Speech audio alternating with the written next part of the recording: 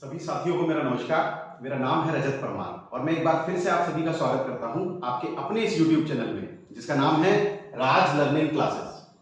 साथियों, जैसा कि ये हमारी CDP की जो सीरीज है वो जारी है और हमने पिछले टर्म पे पढ़ा था विकास। ठीक, विकास के हमने क्षेत्रों के बारे में पढ़ा था, उसकी अवस्थाओं के बारे में पढ़ा था और आज हम CDP के अंतर्गत उसी को आगे बढ़ाते हुए आज हम बात करने वाले हैं साथियों directions of development. Direction of development यानी हम विकास की दिशा के बारे में बात करने वाले हैं। विकास की दिशा के बारे में। तो विकास की जो दिशा है साथियों वो दो प्रकार से होती है। इसकी जो दिशा या डायरेक्शन है दो प्रकार से होती है। पहला जो डायरेक्शन है वो है सेपहेलोपोडल। सेपहेलोपोडल और दूसरी जो दिशा है उसे हम कहेंगे प्रॉक्सिमोडिस्टल।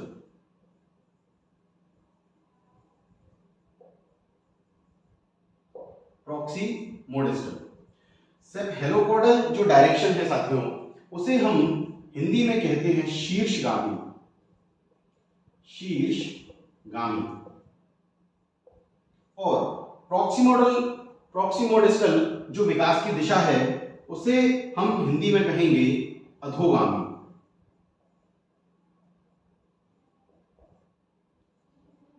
अच्छा, शीर्षगामी यानी कि जो सेपहेलोपोडल विकास की दिशा है इसमें साथियों जो विकास है वो सिर से पैर की ओर होता है। सिर से पैर की ओर।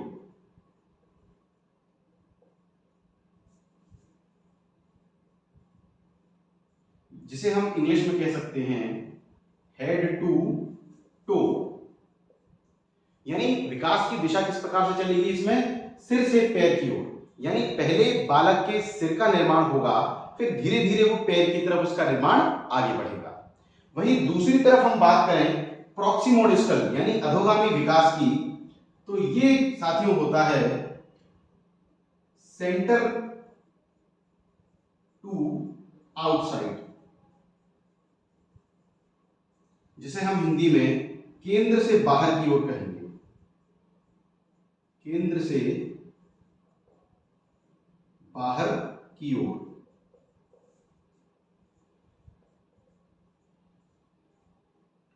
केंद्र से बाहर की ओर हम इस विकास की दिशा को कहेंगे कि भाई पहले केंद्र का निर्माण होगा फिर धीरे धीरे विकास क्या है केंद्र से बाहर की ओर आगे बढ़ेगा।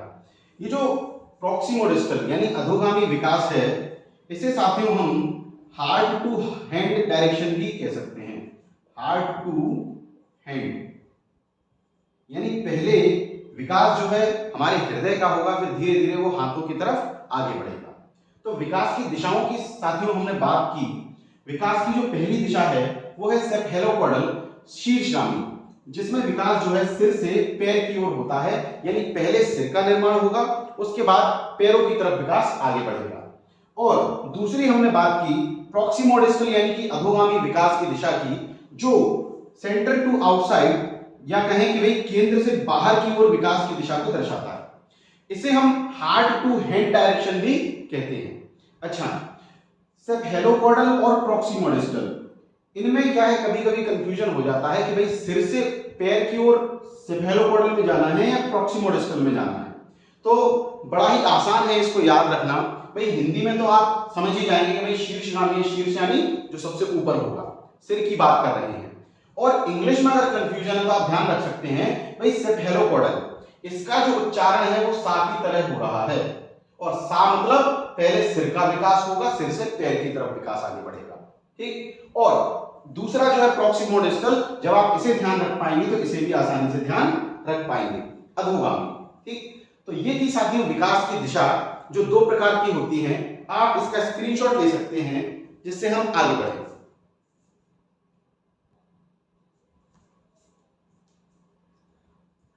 साथियों आगे बढ़ते हैं और अब हम बात करने वाले हैं शेप ऑफ डेवलपमेंट के बारे में।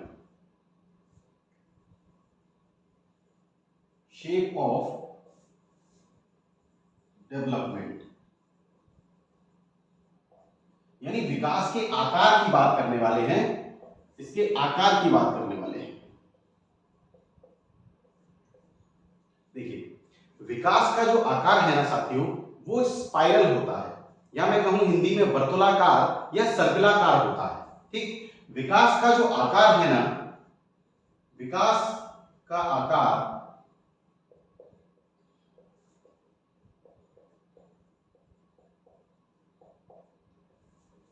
वर्तुलाकार, वर्तुलाकार,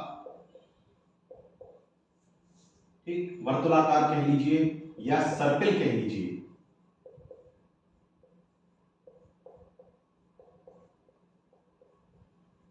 और वहीं इंग्लिश में अगर इसकी बात करें तो इंग्लिश में साथियों इसे स्पाइरल कहेंगे, स्पाइरल शेप। ठीक, स्पाइरल शेप आपको मालूम ही होगा कि कुछ इस प्रकार से होगा कि राउंड राउंड ये घूम रहा होगा, या तो ये ऐसे जा रहा होगा या ऐसे जा रहा होगा। ठीक, स्पाइरल शेप का जो है वो आपका विकास होता है। एक बात हमेशा ध्यान रखिएगा साथियों, विकास रेखीय नहीं होता, विकास रेखीय नहीं होता। ठीक, रेखीय नहीं होता कि भाई आपका सीधे ये लीनियर नहीं होगा। लीनियर कैसे कि भाई विकास की जो दर होती है वो क्या एक समान चलती है? नहीं चलती है। कभी विकास थोड़ा होता है, कभी एकदम से ज्यादा होता है। तो विकास जो है आपका सर्कलाकार या वर्तुलाकार स्पाइरल होता है। ठीक, तो विकास का जो शेप है कुछ ऐसा दिखाई देता है, ना कि ऐसा। और एक बात हमको और ध्यान रखने की बात है कि भाई विकास का जो आकार है, यानी विकास जो वर्तुलाकार हमें दिखाई देता है, तो इस चित्र को देखने पर हमें ऐसा लगता है कि विकास पहले तो आगे बढ़ रहा है और फिर पीछे भी घट रहा है। तो हम कह सकते हैं साथियों, विकास पहले आगे बढ़ता हुआ, पहले आगे बढ़ता हुआ और फिर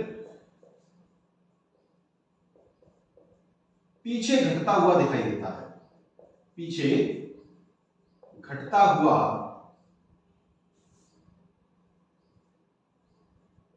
दिखाई देता है।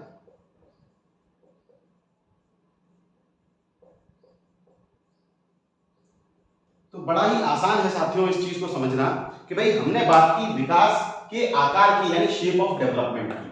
तो विकास का जो आकार है साथियों वो वर्तुलाकार या कहें सर्कलाकार, और इंग्लिश में कहें कि स्पाइरल होता है। स्पाइरल यानी स्प्रिंग की तरह ऐसा कुछ इसका शेप होता है। और विकास कभी भी रेखीय नहीं होता कि भाई लीनियर आपका विकास नहीं होगा। क्या एक ही दिशा में बढ़ेगा, एक ही गति से बढ़ेगा? तो नहीं बढ़ेगा। तो इसीलिए विकास जो है भाई रेखीय नहीं होता, वर्तुलाकार या स्पाइरल होता है। और जब हम इसके शेप को देखते हैं, यानी इसके वर्तुलाकार शेप को देखते हैं, तो विकास पहले आगे बढ़ता हुआ और फिर पीछे घटता हुआ दिखाई देता है। तो ये था साथियों विकास का आकार। उम्मीद है आपको ये समझ में आया होगा। आप इसका स्क्रीनशॉट ले सकते हैं या इसे साथ साथ नोट भी कर सकते हैं। तो साथियों आगे बढ़ते हैं और अब आगे हम बात करने वाले हैं difference between growth and development, यानी वृद्धि और विकास में अंतर क्या है उसको हम समझने वाले हैं। पिछले टर्म पे हमने क्वांटिटेटिव और क्वालिटेटिव चेंजेस की बात की थी। ठीक, अब हम बात करने वाले हैं वृद्धि और विकास में क्या अंतर होता है उसकी बात करने वाले हैं कि भाई क्वांटिटेटिव चेंजेस को आप वृद्धि से जोड़ सकते हो और जो क्वालिटेटिव चेंजेस है उसको आप विकास से जोड़ सकते हो। लेकिन इसके अंतर को जब हम समझेंगे तो हमें और भी चीजें क्या है बारीकी से समझ में आएंगी। तो हम समझते हैं भाई वृद्धि और विकास में अंतर हम समझ रहे हैं साथियों, वृद्धि और विकास में अंतर।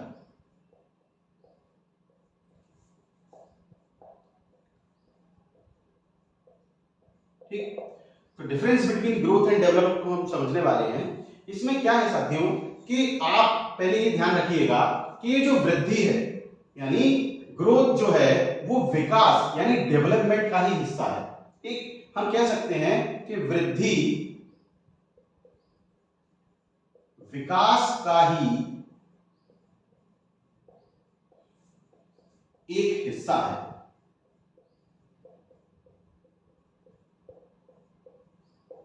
ठीक, तो वृद्धि जो है वो भी क्या है, विकास का ही हिस्सा है, उसी का एक पार्ट है छोटा सा। ठीक, वृद्धि जो है आपकी छोटे एरिया को कवर करती है, जबकि विकास एक बहुत बड़े वाइड रेंज ऑफ एरिया को कवर करता है। तो हम इसके बाद एक पॉइंट और समझ सकते हैं कि भाई वृद्धि का अर्थ क्या है। वृद्धि का तात्पर्य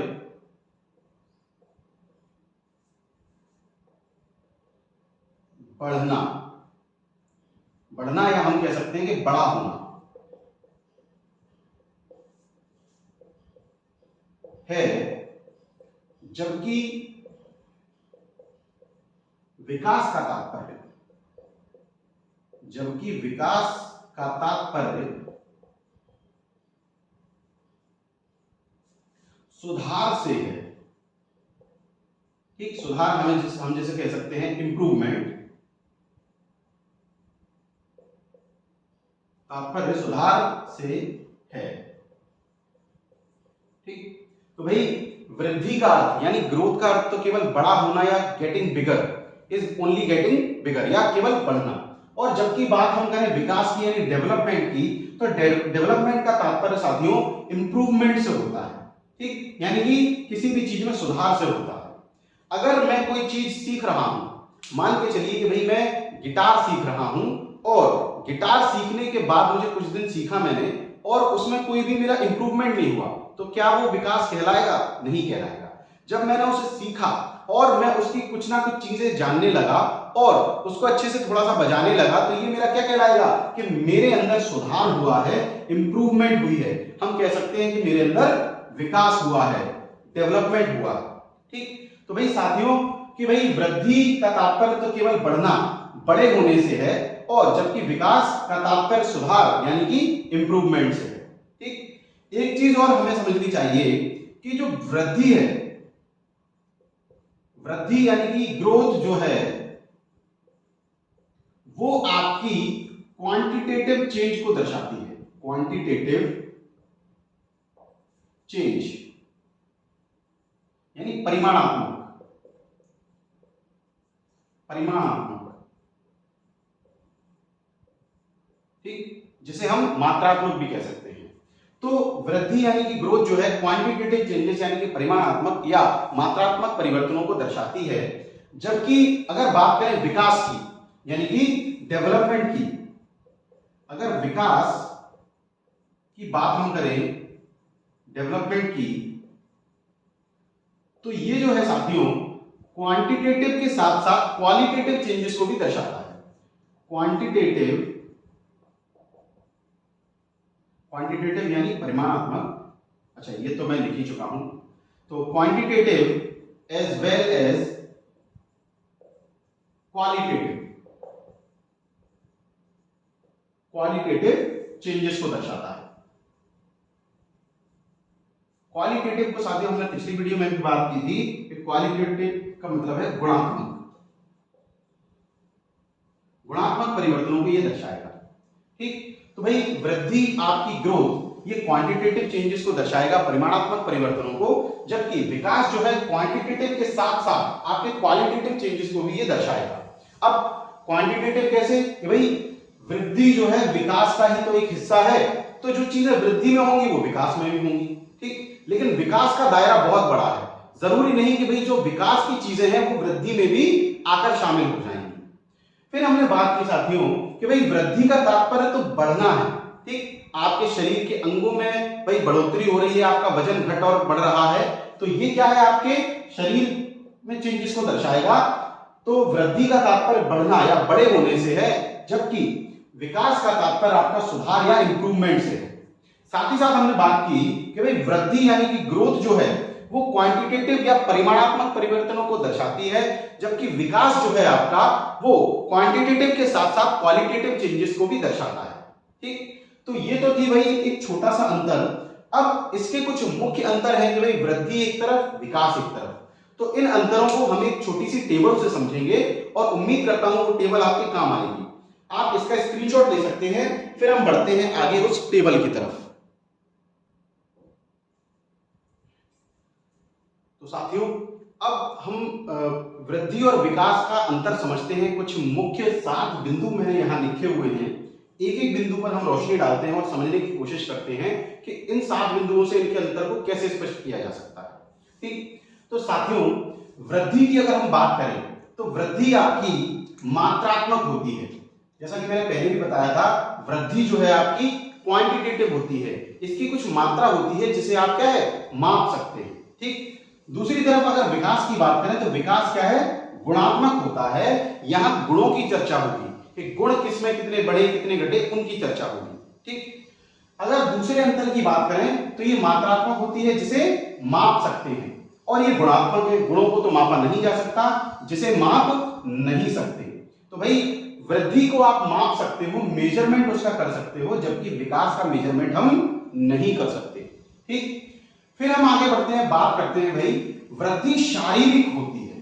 ठीक, कि भाई बॉडीली होती है, बिल्कुल सही बात है कि भाई शरीर के अंगों में परिवर्तन होता है, आपकी लंबाई बढ़ती है, आपका वजन बढ़ता है, बीमार होते हैं तो वजन घटता है। ठीक, तो ये क्या है, शारीरिक पक्ष को कवर करती है, ये शारीरिक होती है। जबकि विकास की अगर बात करें तो विकास आपका सर्वांगीण होता है, ये केवल शारीरिक पक्ष पर आपका ध्यान केंद्रित नहीं करेगा, शारीरिक, मानसिक, भावनात्मक, सामाजिक सभी पक्षों पर आपका ये ध्यान केंद्रित करेगा। ठीक, अगली अगर बात करें तो देखो वृद्धि क्या है, शारीरिक होती है, और आपको मालूम है कि एक समय ऐसा आता है जब व्यक्ति परिपक्व हो जाता है तो उसकी शरीर की वृद्धि क्या है, रुक जाती है। तो हम कह सकते हैं कि वृद्धि जो है रुक जाती है। जबकि जो गुणात्मक परिवर्तन है उनकी तो कोई सीमा नहीं है, ये जीवन भर चलता है, विकास आपका जीवन भर चलेगा। कि वृद्धि तो एक समय पर रुक जाएगी, एक समय ऐसा आएगा कि आपकी लंबाई क्या है, बढ़ना बंद हो जाएगी। ठीक, लेकिन विकास की अगर बात करें तो विकास जीवन भर चलता है। मान लीजिए कि भाई मैं 50 साल का हो जाता हूं और मैंने आज तक कंप्यूटर पे गेम खेलना नहीं सीखा, और किसी बच्चे ने मुझे कंप्यूटर पर गेम खेलना सिखा दिया, तो ये क्या हुआ, मेरा विकास 50 साल की उम्र में भी हुआ, क्योंकि वो एक गुणात्मक परिवर्तन था जो मानसिक रूप से मैंने उसे ग्रहण किया। ठीक, तो ये जीवन भर चलेगा। अच्छा, विकास जो है एक पक्षीय होता है, यानी वन डायमेंशन को ही कवर करता है, केवल एक डायमेंशन को, किसको, शारीरिक डायमेंशन को। ठीक, फिजिकल डायमेंशन को ही कवर करेगा। जबकि विकास की अगर बात करें तो ये बहुपक्षीय होता है। ठीक, बहुपक्षीय होता है, ये मल्टी डायमेंशनल होता है और कई पक्षों को कवर करता है, केवल शारीरिक को नहीं। जैसा कि मैंने अभी बताया कि भाई आपका ये शारीरिक, मानसिक, भावनात्मक, सामाजिक, नैतिक सभी स्तरों को कवर करेगा। तो हम कह सकते हैं कि भाई वृद्धि जो एक पक्षीय होगी, किसी एक डायमेंशन को कवर करेगी, जबकि विकास जो है बहुपक्षीय यानी मल्टी डायमेंशनल, ये आपकी प्रोसेस होती है। ठीक, अच्छा, मुझे एक हंसी आ गई है बहुपक्षीय एक पक्षीय सोचकर। एक छोटा सा वाक्य मैं आपको बीच में शेयर करता हूं कि भाई आज से करीब 7 साल पहले, मुझे पढ़ाते हुए करीब 8 साल हो गए, तो 7 साल पहले जब मैं, मतलब 7-8 ही मान लीजिए, मैंने शुरुआत की थी एक हॉस्टल स्कूल में पढ़ाने से की थी। तो हॉस्टल स्कूल में कुछ गांव के बच्चे आते थे, और गांव के बच्चे क्या है, थोड़े इंग्लिश में ज्यादा वीक थे। मैं उन्हें इंग्लिश पढ़ा रहा था, मैंने उन्हें नाउन पढ़ाया, फिर मैं बात करने लगा कि भाई एक वचन और बहुवचन की बात करने लगे हम लोग। ठीक है, सिंगुलर और प्लूरल की। तो एक बच्चा तो बोला कि सर एक वचन मतलब एक आदमी, और बहुवचन मतलब एक से ज्यादा आदमी हो गए। अब वहां पे कुछ थोड़े नटखट बच्चे भी थे, तो वो बोले अरे सर इसको कुछ नहीं पता, एक पक्षी का मतलब होता है कि भाई अगर व्यक्ति की शादी नहीं हुई है तो एक पक्षी है, और शादी करके उसकी बहू घर में आया तो वो ज्यादा बहुपक्षी है। तो ऐसा मुझे भी एकदम से ध्यान आ गया, तो मेरी हंसी निकल गई कि भाई एक पक्षी बहुपक्षी शब्द देखकर। तो ऐसा ये वाक्य घटित हुआ था। ऐसा जब आप पढ़ाएंगे बच्चों को, तो वो बच्चे क्या है, उनकी दुनिया लगी रहती है, वो कुछ भी सोच सकते हैं, कुछ भी बोल सकते हैं, लेकिन आपको क्या समझदारी से उन्हें टैकल करना होता है। ठीक, तो भाई विकास एक पक्षीय होता है, और विकास जो है बहुपक्षीय, और वृद्धि आपकी एक पक्षीय होती है। ठीक, अगली अगर बात करें तो विकास क्या है, संकीर्ण यानी नैरो होता है, बहुत ही छोटे क्षेत्र को कवर करता है। शारीरिक क्षेत्र केवल एक ही क्षेत्र को कवर किया। ठीक, तो ये संकीर्ण होगा यानी नैरो होगा। और जबकि विकास की बात करें तो ये व्यापक यानी कि ब्रॉड, बहुत ही विशाल आकार आपके क्या है डायमेंशन को कवर करेगा, सभी पक्षों को कवर करता है। ठीक, अगली अगर बात करें कि वृद्धि जो है बाह्य यानी कि एक्सटर्नल होती है। अब आपके शरीर के अंगों में परिवर्तन होता है तो बाह्य रूप से होता है, बाहरी रूप से होता है जो आपको दिखाई देता है।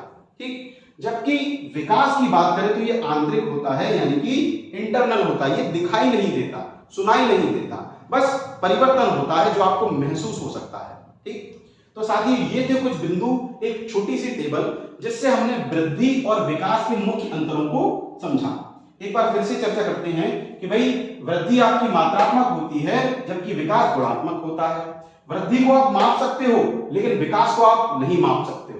इसके बाद हमने देखा कि वृद्धि शारीरिक होती है इसीलिए ये रुक जाती है। विकास क्या है, सर्वांगीण होता है इसीलिए ये क्या है जीवन भर चलता है। फिर वृद्धि एक पक्षीय होती है और विकास आपका बहुपक्षीय होता है, एक डायमेंशन को कवर करेगा, ये बहुत सारे डायमेंशंस को कवर करेगा।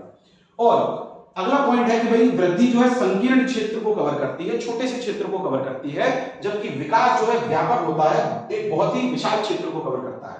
ठीक, अब आखिरी जो बिंदु है इसका कि भाई वृद्धि आपकी बाह्य यानी कि एक्सटर्नल जो परिवर्तन आपको दिखाई देते हैं जिन्हें आप माप सकते हो, तो इसीलिए कह सकते हैं कि ये बाह्य यानी बाहरी होती है। और विकास यानी कि गुणात्मक परिवर्तनों को दर्शाया जाता है, इंटरनल होता है, ये आपको दिखाई नहीं देता। साथियों उम्मीद करता हूं कि टेबल आपको समझ में आई होगी वृद्धि और विकास के अंतर की। आप इसको नोट कर लीजिए या आप स्क्रीनशॉट भी ले सकते हैं। साथियों अब हम आगे बढ़ रहे हैं और अब बहुत ही महत्वपूर्ण टॉपिक की चर्चा हम करने वाले हैं कि भाई प्रिंसिपल्स ऑफ डेवलपमेंट, यानी विकास के हम अब सिद्धांतों की बात करने वाले हैं, विकास के सिद्धांत की बात करने वाले हैं। ठीक, विकास के सिद्धांतों की हम बात करने वाले हैं। कुछ 6-7 आपके मुख्य सिद्धांत हैं जिससे परीक्षा में आपका प्रश्न बन सकता है। ठीक, उससे पहले एक चीज और मैं आपको कहना चाहूंगा कि भाई यदि आपको हमारा वीडियो अच्छा लगता है तो आप कमेंट बॉक्स में कमेंट करके हमें बताएं, जिससे हमारी हौसला अफजाई हो और हम ऐसी ही वीडियोस आपके लिए लेकर आते रहें। और यदि इस टॉपिक को पढ़ते समय आपको कोई बीच में डाउट भी होता है तो आप अपना डाउट कमेंट सेक्शन में हमसे पूछ सकते हैं, जब भी समय मिलेगा हम उसका जरूर जवाब देंगे। ठीक, तो भाई विकास के सिद्धांतों की हम बात करने वाले हैं साथियों, और पहला जो विकास का सिद्धांत है जिसकी हम बात करने वाले हैं वो है प्रिंसिपल ऑफ कंटिन्यूटी। ठीक, प्रिंसिपल ऑफ कंटिन्यूटी जिसे हम हिंदी में कह सकते हैं निरंतरता का सिद्धांत, निरंतरता का सिद्धांत।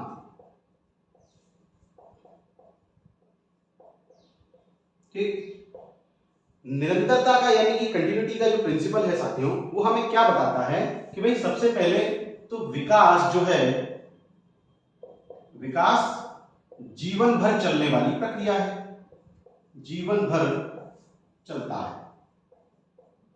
ठीक, कि भाई विकास जो है निरंतर चलता रहता है, कभी रुकता नहीं है, ये जीवन भर चलता है। जीवन भर का अर्थ है कि भाई विकास कहां से कहां तक, विकास गर्भाधान से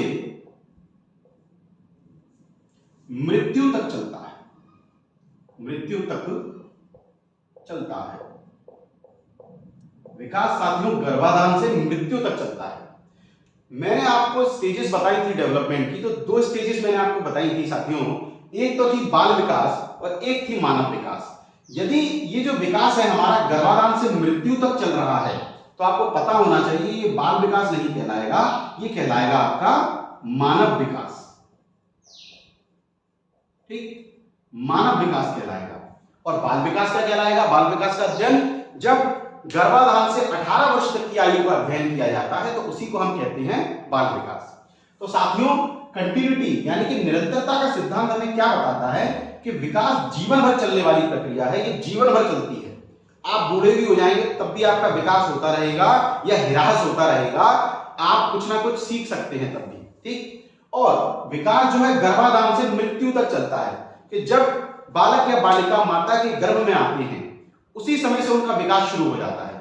एकदम से नहीं ये प्रक्रिया होती, ये बड़ी ही लंबी प्रक्रिया होती है। ठीक, तो विकास गर्भाधान से मृत्यु तक चलता है, और गर्भाधान से मृत्यु तक जो विकास का अध्ययन है वो कहलाता है आपका मानव विकास। ठीक, गर्भाधान से 18 वर्ष तक का अध्ययन आपका बाल विकास कहलाता है। तो इस प्रिंसिपल पर या इस सिद्धांत पर किस प्रकार से प्रश्न बन सकता है, ये सिद्धांत आपको ध्यान होना चाहिए। सीधे सीधे कई बार प्रश्न बन जाते हैं कि भाई यदि विकास एक जीवन भर चलने वाली प्रक्रिया है तो ये किस सिद्धांत को दर्शाता है। सीधी सी बात है, ये निरंतरता यानी कि कंटिन्यूटी के सिद्धांत को दर्शाता है।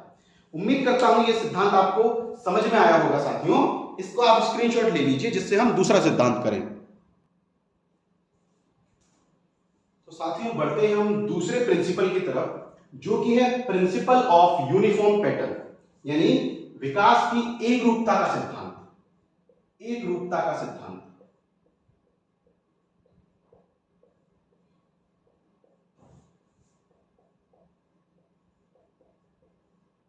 ठीक, विकास की एक रूपता का सिद्धांत साथियों हमें क्या बताता है कि विकास जो है एक क्रम का अनुसरण करता है, यानी एक सीक्वेंस में चलता है। ठीक, कि भाई इसका एक सीक्वेंस होता है, कभी भी कुछ भी नहीं हो जाता। विकास एक क्रम का अनुसरण करता है, क्रम का अनुसरण करता है।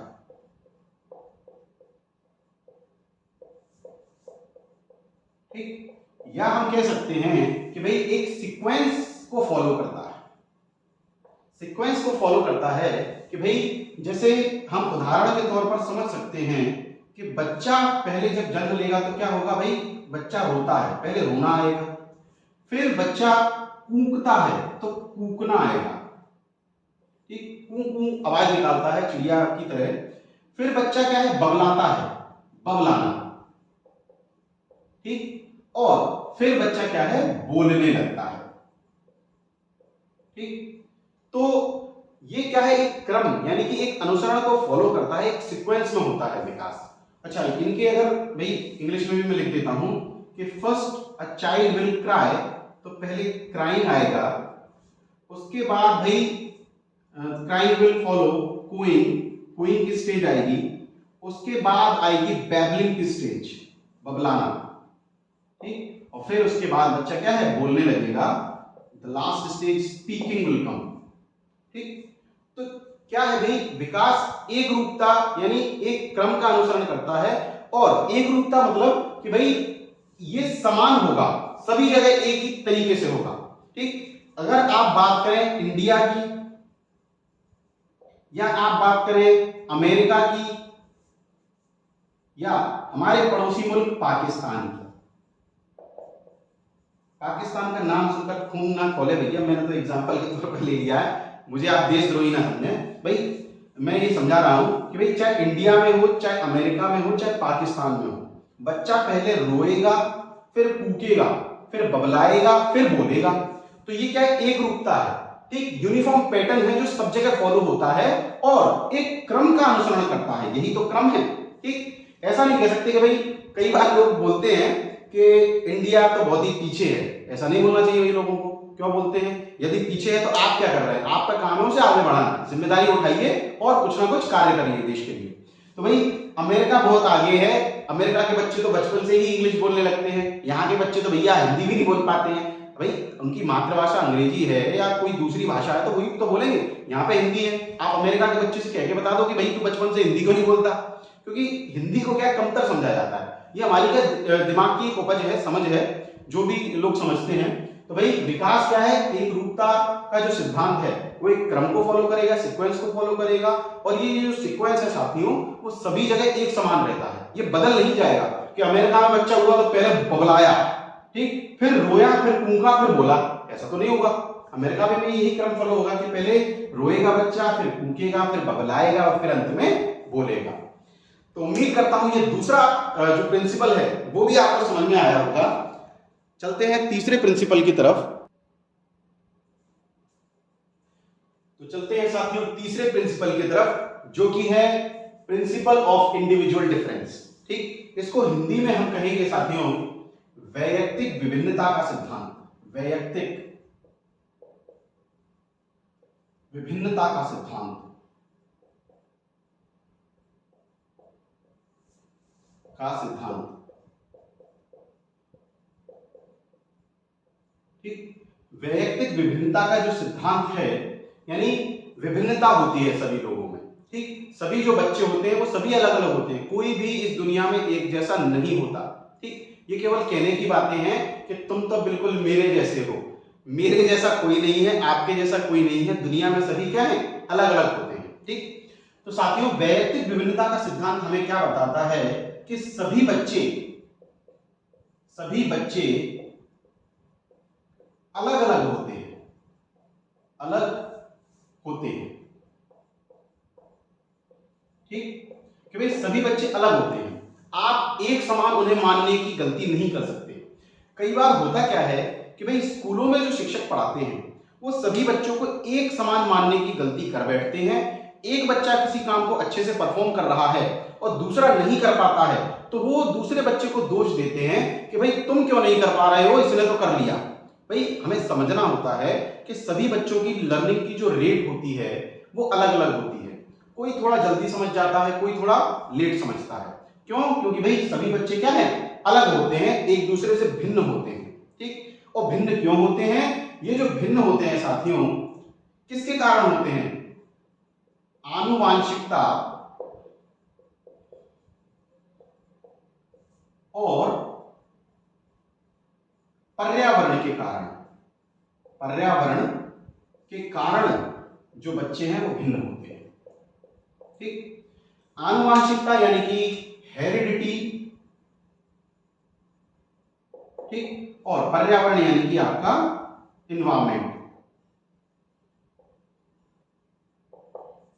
हेरिडिटी में बच्चे को वो गुण प्राप्त होते हैं जो उसके परिवार से, पूर्वजों से प्राप्त होते हैं, और इन्वायरमेंट यानी उन गुणों को निखारने का काम करता है। जिस भी परिवेश में बच्चा रह रहा है, जिस भी वातावरण में रह रहा है, वो उसका इन्वायरमेंट है।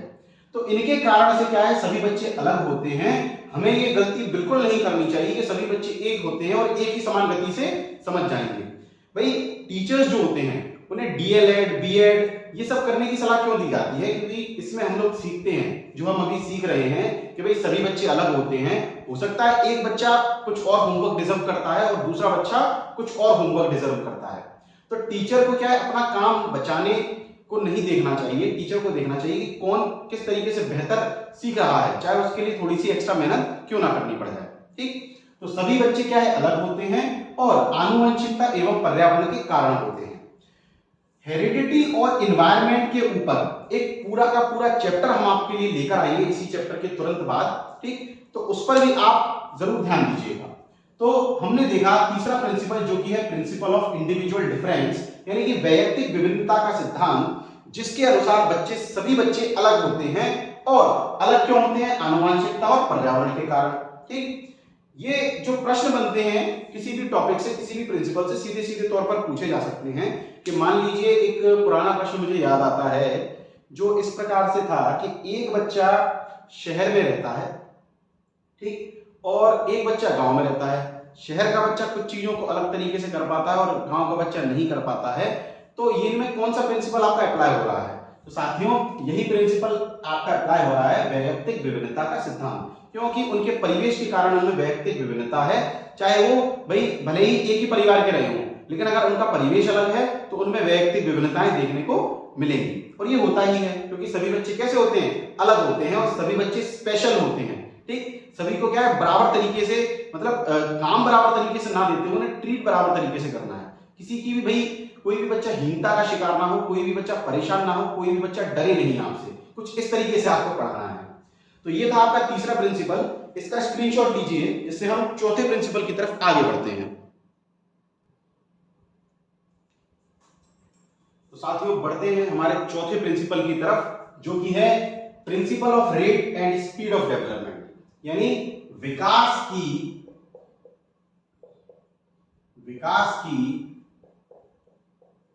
दर एवं गति का सिद्धांत।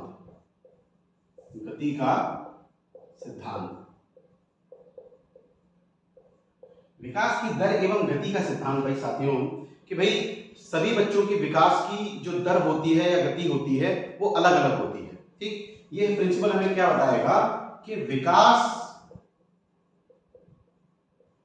की दर और गति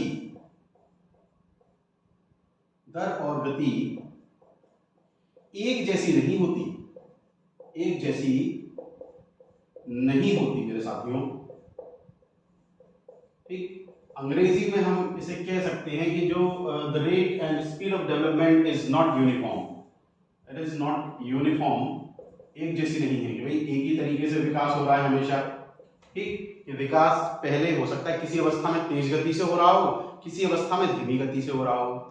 कि मैं उदाहरण के तौर पर आपके कुछ जैसे उदाहरण लेते हैं साथियों, आपकी जो 4 अवस्थाएं हैं बाल विकास की, उनको लिखते हैं कि मान लीजिए पहले इन्फेंसी आता है, शैशवावस्था, उसके बाद आता है भैया चाइल्डहुड, बाल्यावस्था, उसके बाद क्या आता है किशोरावस्था, एडोलेसेंस, और लास्ट में जो स्टेज है भाई एडल्टहुड, यानी वयस्कावस्था। तो इन्फेंसी में जो विकास होगा साथियों वो थोड़ी तेज गति से होगा। ठीक, जब वो चाइल्डहुड में आएगा तो उसकी गति क्या है, थोड़ी सी धीमी हो जाएगी। ठीक, फिर चाइल्ड इन्फेंसी में आपका तेज गति से हो गया, चाइल्डहुड में आपका थोड़ी धीमी हो गई गति। ठीक, अगर एडोलेसेंस में आया तो फिर तेज गति हो गई, और एडल्टहुड में फिर से क्या है आपकी धीमी गति हो गई। तो ये जो विकास है उसकी गति और दर एक जैसी नहीं होती। जैसे हमने पिछले प्रिंसिपल में बात की कि कोई भी बच्चा जरूरी नहीं एक ही गति से एक ही दर से सीखे, सभी बच्चे अलग अलग होते हैं और विकास की दर और गति भी क्या है अलग अलग होती है, एक जैसी नहीं होती। तो ये चीज बहुत ही इंपॉर्टेंट है जो हमें समझनी चाहिए बच्चों को पढ़ाते वक्त। दूसरी तरफ अगर बात करें कि भाई विकास सबसे तेज किस गति में होता है, तो आप ध्यान रखिएगा कि भाई ये कौन कहता है, मनोवैज्ञानिकों के अनुसार जितने भी मनोवैज्ञानिक हैं जिन्होंने बच्चों के लिए भाई शिक्षा के क्षेत्र में काम किया है, उनका मानना है कि भाई मनोवैज्ञानिकों के अनुसार विकास सबसे तेज गति से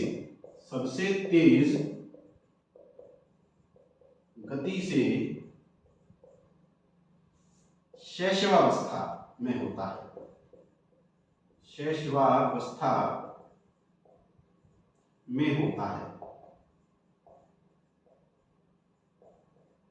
ठीक, कि भाई शैशवावस्था में विकास जो है सबसे तेज गति से होता है, ऐसा मनोवैज्ञानिकों का मानना है। मुझे इस बात से बोनविटा का वो याद मतलब एक एड याद आता है जिसमें कहा जाता है कि बच्चे के 90% दिमाग का जो विकास है, ब्रेन का जो विकास है वो 5 साल तक की उम्र तक हो जाता है।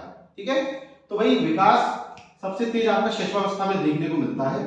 ठीक, और ये जो प्रिंसिपल था साथियों आपका principle of rate and speed of development, विकास की दर एवं गति का सिद्धांत जो कि एक जैसा नहीं होता, इट इज नॉट यूनिफॉर्म। ठीक, विकास की दर और गति हमेशा एक जैसी नहीं होगी, अलग अलग होगी।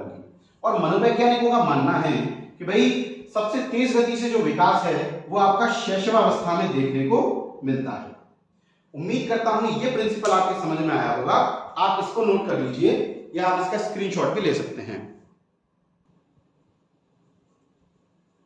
तो साथियों बढ़ते हैं हम 5वें प्रिंसिपल की तरफ जो है प्रिंसिपल ऑफ इंटर रिलेशन। ठीक, जिसे हम हिंदी में कहेंगे परस्पर संबंध का सिद्धांत, परस्पर संबंध का सिद्धांत।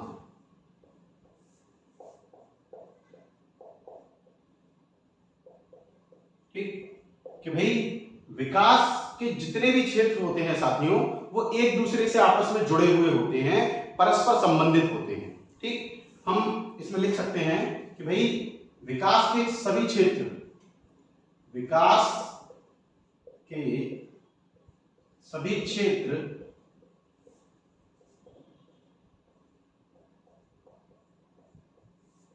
आपस में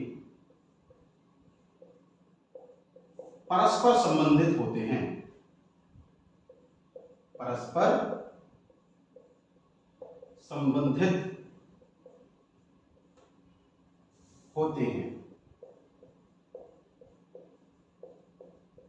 ठीक, विकास के जितने भी क्षेत्र हैं साथियों वो आपस में परस्पर संबंधित होते हैं, यानी एक दूसरे से इंटर रिलेटेड होते हैं।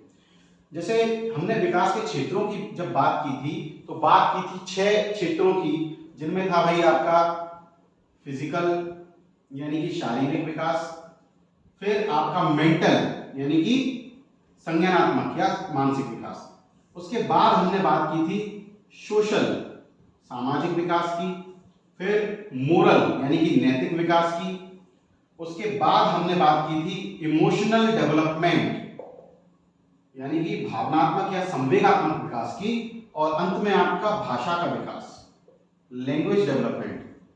ये जो सभी क्षेत्र हैं साथियों, ये एक दूसरे के साथ परस्पर संबंधित होते हैं।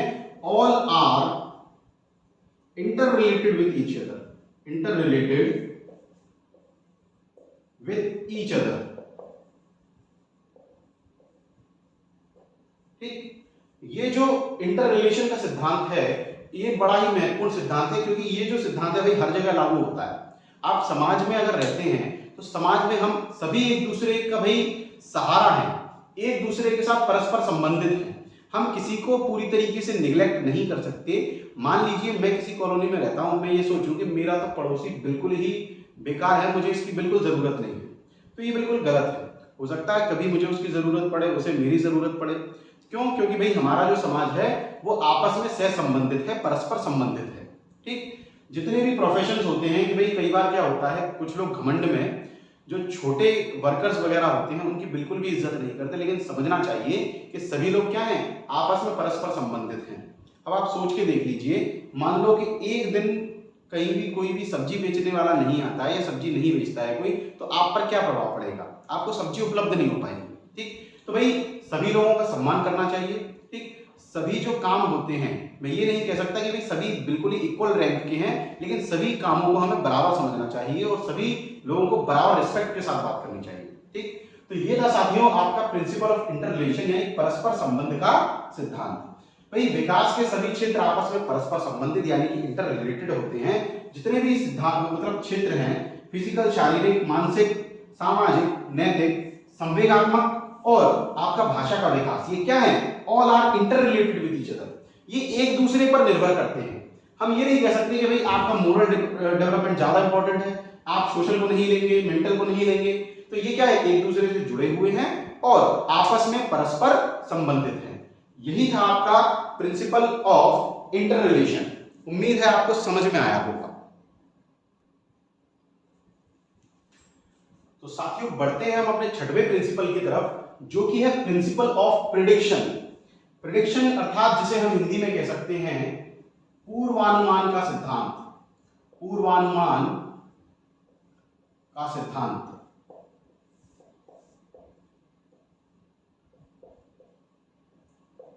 यानी हम पूर्वानुमान लगाते हैं, प्रिडिक्ट करते हैं, भविष्यवाणी करते हैं कि भाई मान लीजिए वर्ल्ड कप में इंडिया और पाकिस्तान का मैच होने वाला है और हम भविष्यवाणी करते हैं कि इंडिया ही जीतेगा। ठीक, ये हमारा विश्वास है और ये हमारी भविष्यवाणी भी है। तो हम साथियों कह सकते हैं कि विकास की भविष्यवाणी की जा सकती है। विकास की भविष्यवाणी भविष्यवाणी की जा सकती है।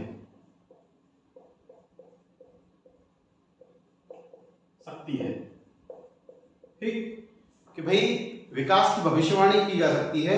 और हम कभी कभी ऐसी भविष्यवाणी करते हैं किसी को देख करके भाई कि कोई बहुत ही तेज बुद्धि का है, तो हम ये कहते हैं कि देख लेना भाई साहब ये एक दिन जरूर कुछ करेगा। ऐसे ही सब मुझे भी देखकर बहुत से लोग कहते थे, लेकिन आजकल वो यही कह रहे होंगे कि ये तो भाई कुछ नहीं हो पाएगा इसका, और जलने वाली जलते हैं, ठीक है नहीं कर पाए तो ठीक है, जो भी अपन कर रहे हैं वो एक अच्छा काम कर रहे हैं, कोशिश करेंगे आगे बढ़ने की। तो कई बार हम कहते हैं कि भाई पूत के पांव पालने में बिक जाते हैं। तो ये क्या भविष्यवाणी की जाती है कि ऐसा कोई व्यक्ति भाई जो बचपन में बिल्कुल बहुत ही शांत रहता हो, ठीक, और हम भविष्यवाणी कर देते हैं कि ये देखना बहुत ही सज्जन बनेगा, हो सकता है वो बन भी जाए।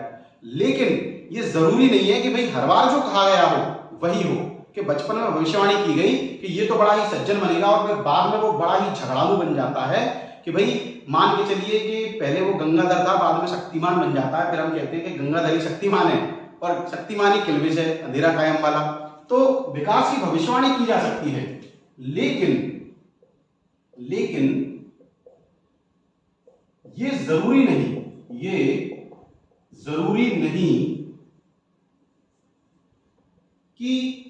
जो कहा गया है ठीक वैसा ही हो, ठीक वैसा ही हो। ठीक कि भाई अभी जो 2020 वर्ल्ड कप हुआ था तो सभी ने भविष्यवाणी की कि इंडिया ही जीतेगा, और उस दिन तक करवा चौथ बड़ी मुश्किल में तो भाई मैच देख पाए, आवाजें लगती रही हमको छत पे से, फिर भी हमने मैच देखा और फिर इंडिया हार गई, तो हमारी क्या भविष्यवाणी फेल हो गई। तो जरूरी नहीं कि भाई जैसा कहा गया हो वैसा ही हो। ठीक, कभी कभी क्या है कि चीजें चेंज भी हो जाती है, लगता जो है वो होता नहीं है, जो दिखता है वो होता नहीं है, जो होता है वो दिखता नहीं है।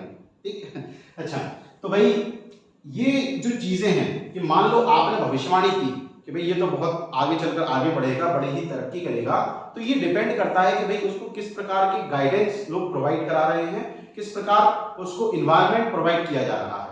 तो एक टीचर का कर्तव्य होता है कि जितने भी उसके स्टूडेंट्स हैं उसको प्रॉपर गाइडेंस प्रोवाइड करें, ठीक, उन्हें सही रास्ते पर लेकर जाए। तभी तो शिक्षक को क्या है, समाज का निर्माता कहते हैं साथियों। यदि हमें समाज का निर्माता बनना है तो शिक्षकों को सही गाइडेंस भी उपलब्ध कराना होगा। तो ये था साथियों आपका प्रिंसिपल ऑफ प्रेडिक्शन, यानी कि पूर्वानुमान का सिद्धांत, जिसके अंतर्गत विकास की भविष्यवाणी की जा सकती है, विकास की भविष्यवाणी की जा सकती है। लेकिन ये जरूरी नहीं कि जो कहा गया है ठीक वैसा ही हो, कभी कभी भविष्यवाणी जो है पूर्वानुमान गलत भी साबित हो सकता है। उम्मीद करता हूं ये प्रिंसिपल भी आपको समझ में आया होगा। आप इसका स्क्रीनशॉट ले सकते हैं। तो साथियों अभी हमने कुछ विकास के महत्वपूर्ण सिद्धांतों की बात की, साथ ही साथ हम एक और महत्वपूर्ण सिद्धांत की बात करते हैं जो है प्रिंसिपल ऑफ सडन डेवलपमेंट। ये कई बार पूछा गया है, प्रिंसिपल ऑफ सडन डेवलपमेंट, जिसे हम हिंदी में कह सकते हैं आकस्मिक विकास का सिद्धांत, आकस्मिक विकास का सिद्धांत।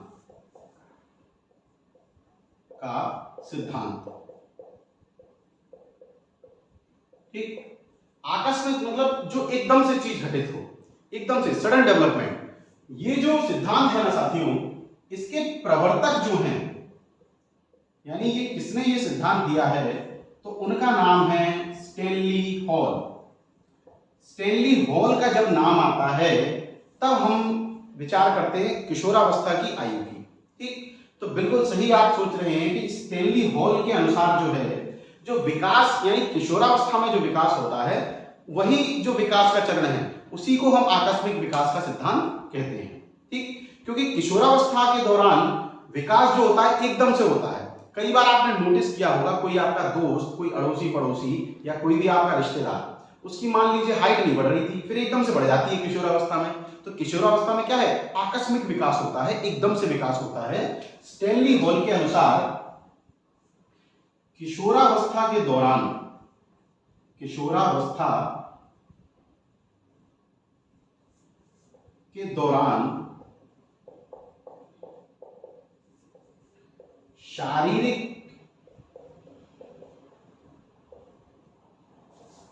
विकास, जो शारीरिक विकास है साथियों वो एकदम से होता है, तेज गति से होता है। और शारीरिक विकास जो है किशोरावस्था के दौरान, उसी को हम आकस्मिक विकास का सिद्धांत कहते हैं, आकस्मिक विकास का सिद्धांत।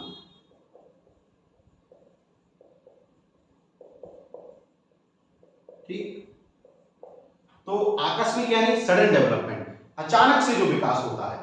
जब भी अचानक से विकास की बात आएगी, आकस्मिक विकास की बात आएगी, तो आप ध्यान रखेंगे कि एकदम से उसकी हाइट कब बढ़ी थी, भाई किशोरावस्था के दौरान, टीनेज के दौरान। और किशोरावस्था के साथ आपके कौन जुड़े हुए हैं, स्टैनली हॉल, जिन्होंने ये कहा था कि भाई किशोरावस्था जो है तूफान व संघर्ष की अवस्था है। तो ये था साथियों आपका प्रिंसिपल ऑफ सडन डेवलपमेंट, यानी कि आकस्मिक विकास का सिद्धांत। किशोरावस्था के दौरान बहुत तेज गति से विकास होता है, एकदम से विकास होता है, और किशोरावस्था आपको जुड़ी हुई है स्टैनली हॉल के साथ। ठीक, इनका मानना था कि किशोरावस्था के दौरान जो शारीरिक परिवर्तन होते हैं वो बहुत ही तेज गति से एकदम से होते हैं।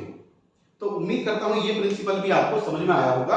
आप इसका भी स्क्रीनशॉट ले सकते हैं जिससे हम आगे बढ़े।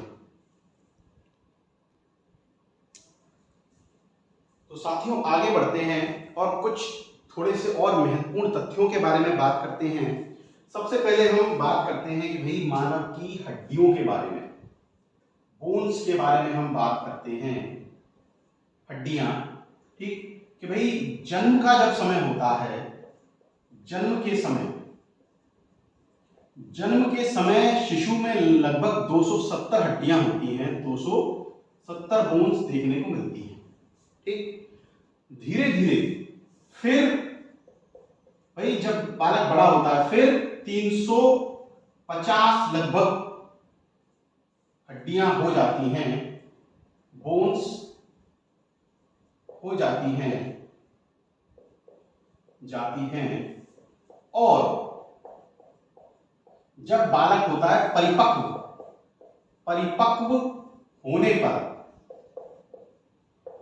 पर 206, आपको मालूम ही होगा कि मानव के शरीर में 206 हड्डियां पाई जाती हैं, 206 हो जाती है, ठीक। अब बोन्स की हमने बात की, भाई जन्म के समय बालक में होती हैं 270 हड्डियां, फिर धीरे धीरे जब वो बड़ा होता है तो और हड्डियों का निर्माण होता है, फिर वो 350 संख्या में हो जाती हैं, और जब परिपक्व होता है, ध्यान रखिएगा ये बहुत इंपॉर्टेंट लाइन है कि जब बालक या बच्चा परिपक्व होता है तो उसमें हड्डियों की संख्या रह जाती है 206 हड्डियां।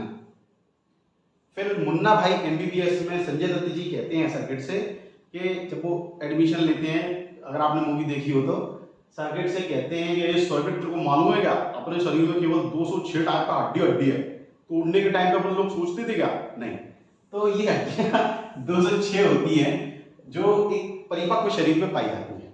अच्छा, हड्डियों के बनने की ये जो प्रोसेस होती है साथियों, इस प्रोसेस को हम कहते हैं ऑसिफिकेशन। क्या कहते हैं, ये एक महत्वपूर्ण टर्म है, ऑसिफिकेशन। हिंदी में कहें तो अस्थिकरण, अस्थियां यानी हड्डियां, अस्थिकरण, ठीक। और अंग्रेजी में हम ध्यान रख सकते हैं कि ये जो ऑसी होता है ना, ऑसी या अस्थि, ठीक, इसका जो मीनिंग है आपको मालूम है कि भाई मीनिंग है इसका हड्डियां, ठीक। ऑसी मतलब बोन्स, हड्डियां। तो हमने बात की बोन्स की यानी हड्डियों की बात की, जो कि जन्म के समय शिशु में रहती है लगभग 270, फिर धीरे धीरे जब वो बड़ा होता है तो 350 हो जाती हैं, और जब वो परिपक्व होता है तब हड्डियों की संख्या रहती है 206।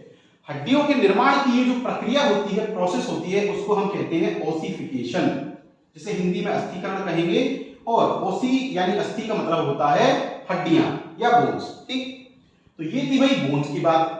अब इसके बाद हम बात करते हैं हार्ट बीट की, हार्ट बीट यानी हृदय की जो धड़कन होती है, धड़कना। जब बालक का जन्म होता है, जब बच्चे का जन्म होता है तो जो संख्या रहती है वो रहती है करीब 140 पर मिनट, ठीक। फिर उसके बाद जब धीरे धीरे आगे बढ़ते हैं तो ये हो जाती है भाई धड़कन 100 पर मिनट, और उसके बाद परिपक्व होने पर आइडियल जो हार्ट बीट है वो आपको मालूम ही होगा, परिपक्व होने पर 72 पर मिनट हार्ट बीट आपकी हो जाती है, पर मिनट हो जाती है,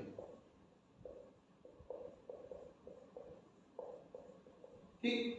तो हमने बोन्स के साथ साथ बात की हार्ट बीट की, दिल की धड़कन की, जो जन्म के समय रहती है साथियों 140 पर मिनट, एक मिनट में 140 बार दिल धड़कता है। फिर धीरे धीरे आगे बढ़ते हैं तो ये 100 पर मिनट पर आ जाती है, लगभग 100 बार प्रति मिनट धड़कन धड़कती है, और परिपक्व होने पर इसकी जो संख्या है वो आइडियल रह जाती है 72 पर मिनट। एक स्वस्थ शरीर की जो धड़कन रहती है वो रहती है 72 पर मिनट के हिसाब से, ठीक है।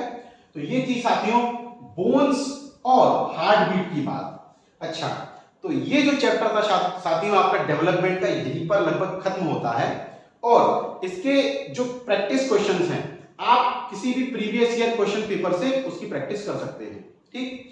हमने डेवलपमेंट की बात की थी साथियों कि भाई विकास की बात की थी, डेवलपमेंट की।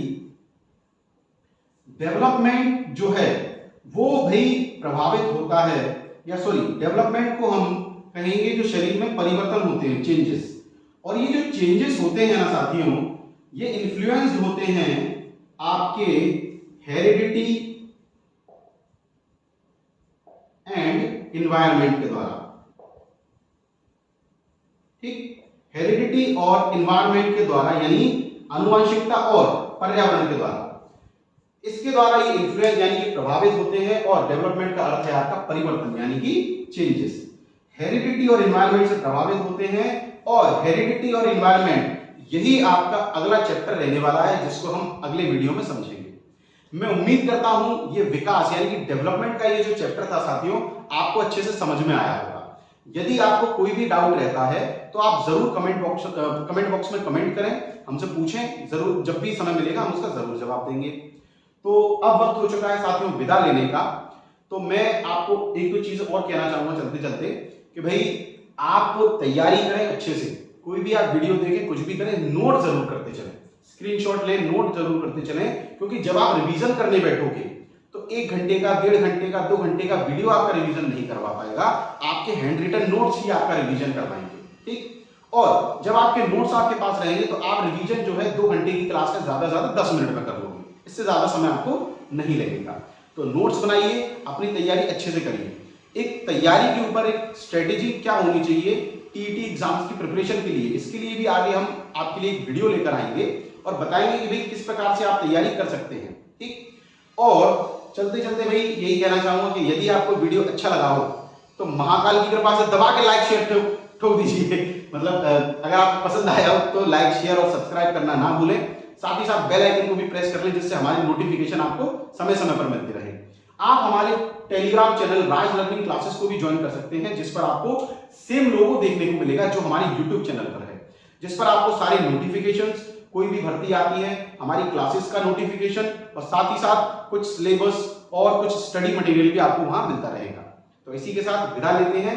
उम्मीद करता हूं आप सभी लोग स्वस्थ होंगे और अपनी तैयारी अच्छे से कर रहे होंगे। नमस्कार।